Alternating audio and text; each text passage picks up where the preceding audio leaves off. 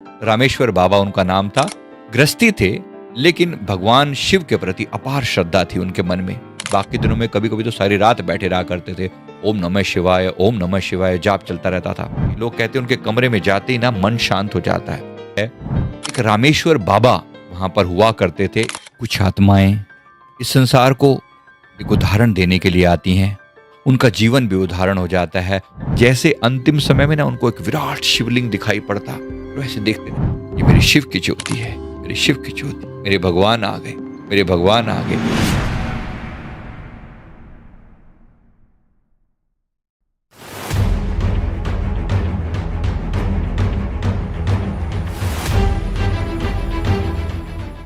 कुछ आत्माएं इस संसार को एक उदाहरण देने के लिए आती हैं।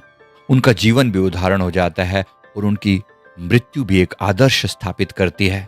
आज मैं जिक्र करूंगा एक ऐसी आत्मा की जो मृत्यु के बाद भगवान शिव की दिव्य ज्योति में समाई। ऐसी आत्मा के बारे में मेरी ये वीडियो जो है, ये हमारी मृत्यु की सच्चाई जो इस सीरीज चल रही है, इसमें इस वीडियो सीरीज में ये टॉपिक है। आज जो मैं बात करने जा रहा हूँ, मृत्यु के अनुभव आप लोग ही हमें भेजते हैं। अगर आपको भी किसी के पास ऐसी अच्छी लाइव रियल स्टोरी हो तो जरूर भेजें mindguruindia@gmail.com पर। क्या अनुभव है मैं शेयर कर रहा हूँ। एक ये आई है स्टोरी, जो आई है हमारे एक मित्र हैं, इनका नाम है अनिल और ये हैं गोरखपुर से। इन्होंने स्टोरी भेजी, सबके साथ शेयर कर रहा हूँ। उन्होंने जो उनके बारे में बताया कि सुबह 4 बजे से उठकर जो है बाबा लगे रहते थे। रामेश्वर बाबा उनका नाम था। गृहस्थी थे, लेकिन भगवान शिव के प्रति अपार श्रद्धा थी उनके मन में। और उन्होंने कहा कि वो सारी रात जो है, वो कभी कभी तो सारी रात, मतलब जैसे बैठे रहते, शिवरात्रि हो तो खैर कहना ही क्या, बाकी दिनों में कभी कभी तो सारी रात बैठे रहा करते थे। ओम नमः शिवाय, ओम नमः शिवाय जाप चलता रहता था। और बाकी दिनों में खेतों में हल जोतते और दिन भर जो है उनका ओम नमः शिवाय जारी रहता।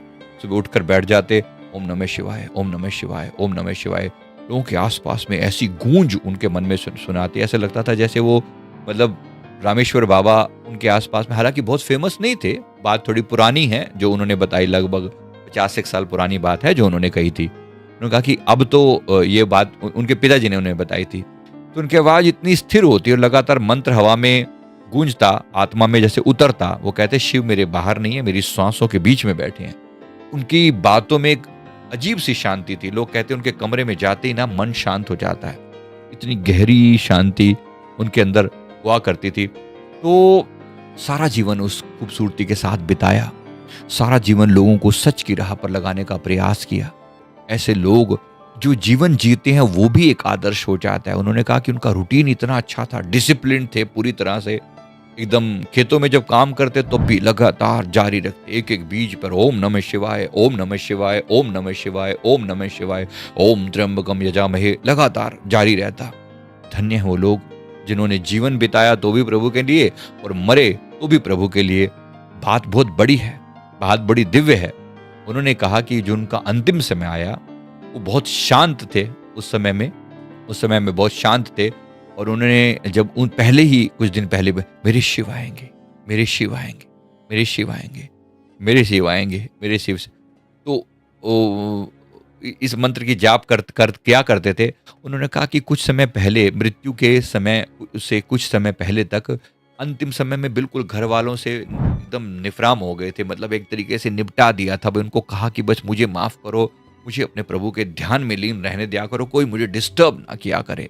जीवन भर जिस खूबसूरती से बिताया, तो मृत्यु भी एक साधक की ऐसी हो कि वो याद करता हुआ जाए अपने भगवान को, तो क्या ही आनंद हो मृत्यु का। वो जो आनंद है, उन्होंने अंतिम समय के बारे में जो बताया, जो वो याद कर रहे थे अपने भगवान को, तो मेरे शिव, मेरे शिव, मेरे शिव, मेरे शिव, मेरे शिव। अब से 50 साल पुरानी बात है। तो उन्होंने कहा कि उनके पिताजी ने बताया कि हमने जो है ना, हम लोग बहुत छोटे बच्चे हुआ करते थे, तो उनको देख रहे थे, उनके चेहरे पर हमेशा जो है ना ये शिव शिव शिव शिव करते। उन्होंने नाम हमने ही दिया उनको जो है ना, रामेश्वर बाबा तो उनका नाम था, उनको शिव बाबा ही बोलते थे। नाम तो उनका रामेश्वर बाबा था कि शिव शिव शिव शिव करते रहते हैं तो शिव बाबा ही बोलते थे। मेरे शिव आ रहे, मेरे शिव आ रहे, मेरे शिव आ रहे, अपनी वहाँ की गोरखपुर की जो भाषा है थोड़ी सी दूसरे अंदाज में बोलते थे, लेकिन मैं आपको हिंदी में बता रहा हूँ। तो उन्होंने कहा कि जैसे अंतिम समय में ना उनको एक विराट शिवलिंग दिखाई पड़ता, तो ऐसे देखते रहते, मेरे शिव, मेरे शिव, मेरे शिव। बड़ी खुशी हुई, बड़ा रिमार्केबल था वो अंतिम समय जो है ना, जिस हिसाब से उन्होंने बताया। तो जो आखिरी जो मोमेंट था, उन्होंने कहा कि घर की छत के कोने में एक नीली नीली धुंध जैसी जो छाया सी ना ऐसे दिखाई पड़ती थी लोगों को। हम लोगों ने भी, उन्होंने कहा कि हम बच्चे थे, उनके पिताजी ने कहा कि हम बच्चे थे और हमें भी वो चीज़ दिखाई पड़ती थी, एक रोशनी धुंध जैसी दिखाई पड़ती थी। ये हमारे लिए बिल्कुल मतलब मिरेकल था, एक चमत्कार से कम नहीं था, क्योंकि आसपास के लोग भी देखने के लिए जमा होने लगे थे कि भाई ये हो क्या रहा है, ये हो क्या रहा है। और दिखती क्लियर कट उसको, और ये उनको देखते रहते, मेरे शिव, आंखों से टप टप आंसू बहते रहते। जो अनुभव बताया बड़ा गजब का था, जैसे प्रकाश पिघल कर नीचे उतरा हो, नीली रोशनी और धुंध जैसी हल्की हल्की सी रोशनी आया करती थी। और समय बीता, उन्होंने कहा कि अंत में जो है एक ऐसी दिव्य ऊर्जा जो है वहां पर उतरी। जब उनकी आखिरी रात थी, एक ऐसी दिव्य ऊर्जा का आगमन हुआ, तो जो लोग आसपास में थे ना, वो एकदम, पहले भी सबकी उनकी नजर तो लोगों की उनके ऊपर रहती थी, क्योंकि गांव का माहौल था, सब एक दूसरे को जानते हैं। आज की तरह शहरों की तरह थोड़ी कि बंद करके बस पड़े हैं तो पड़े हैं, कोई किसी को जानता नहीं, अड़ोसी पड़ोसी का किसी को पता नहीं, तो सब एक दूसरे को जानते थे। तो शिव बाबा ने बोला है वो जा रहे हैं। लोगों के दिमाग में जो है वो बात घर कर चुकी थी, तो आसपास के लोगों को पहले से मतलब था कि इनकी मृत्यु भी एक संदेश की तरह से होगी, ऐसा लोगों के मन में पहले से था। तो लोगों ने फील किया कि वो जो नीली रोशनी है ना, वो ऐसे फैली हुई थी और गोल्डन आभा के साथ चमक आती, इनकी आंखों में ना ऐसी चमक सी नजर आती लोगों को। फिर उन्होंने कहा कि ऐसा लगा कि जैसे भगवान महादेव की जटाएं दिखाई दे रही हैं। अंतिम समय में जो लोगों ने देखा, तो उस ऋषि पूरा चेहरा नहीं देख पाए हम, इतनी हमारी औकात नहीं थी, ऐसा उनके पिताजी ने कहा। मेरी औकात नहीं कि मैं उनका चेहरा देख पाऊं, लेकिन मैंने उनकी दिव्यता को ऐसे देखा, उनकी रोशनी को चारों तरफ देखा। कमरा गहरे नीले रंग में और में जो डूब गया, और वो देख रहे थे, आसपास से सारी भीड़ जमा हो गई थी, देख रहे थे। तो वो जो प्रकाश की जो धारा जो है, जैसे भगवान की जटाओं से ना नीचे की ओर आ रही है। तो ये जो रामेश्वर बाबा थे, इन्होंने अंतिम समय में जो है ऐसा लग रहा था जैसे इनको देखते हो ना, इन्होंने जो देखा ऐसे करके, मेरे शिव सांब सदाशिव, शायद भगवान के मांबा सहित सांब सदाशिव रूप में दर्शन हो रहे होंगे। अब उन्होंने सांब सदाशिव, ओम नमः शिवाय, ओम नमः शिवाय, ओम नमः शिवाय, बहुत मुस्कुराते हुए बड़े प्यार से उन्होंने इशारा करके मतलब ये बोला, ये वाली बात कि ये मेरे शिव की ज्योति है, मेरे शिव की ज्योति, मेरे भगवान आ गए, मेरे भगवान आ गए, मेरे भगवान आ गए। आंखों से आंसू बह रहे थे, चेहरे पर अपार शांति थी। उन्होंने धीमे स्वर में कहा, मैं जा रहा हूँ अपने प्रभु के पास, देखना मैं जा रहा हूँ। अब आसपास के लोगों में बेचैनी, सबको समझ में आया कि भाई ये जा रहे हैं, फिर पता नहीं कब मिलें, किस रूप में, कभी आए नहीं आए। सबने कहा, बाबा कैसे, दोबारा कब मिलोगे?